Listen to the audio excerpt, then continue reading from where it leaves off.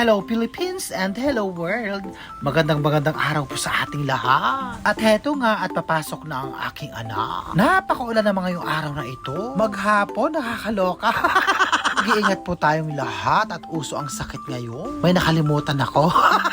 Yung lagi kong pinapaalala. Lagi tayong magdadasal at magpapasalamat. At heto nga at papasok na rin ako sa aking trabaho. Abay, napakaganda ng tricycle na yan. Maluwang at mataas ang bubong. Hindi mananakit ang aking liig. Yung iba kasi mga tricycle napakaliliit. Tapos napakababa ng bubong. Yun yung mga ayokong sinasakyang tricycle.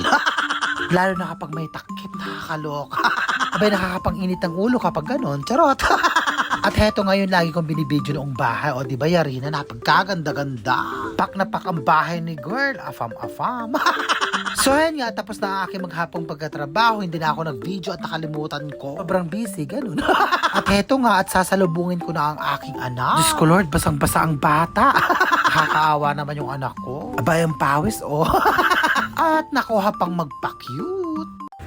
Let's see. Hi guys, Kain tayo. Ang ulam namin ay puro leftover. Tapos, ang bigay, may nagbigay ng mga hotdog, mga dilata, mga ganito. Dami, pork and beans, pancake, mga ganon. Ano pa mga pinagbibigay? 1 kilo to, 1 kilong hotdog, diba? Bigay ng politiko. Hindi ko nasasabihin kung sino, pero maraming salamat.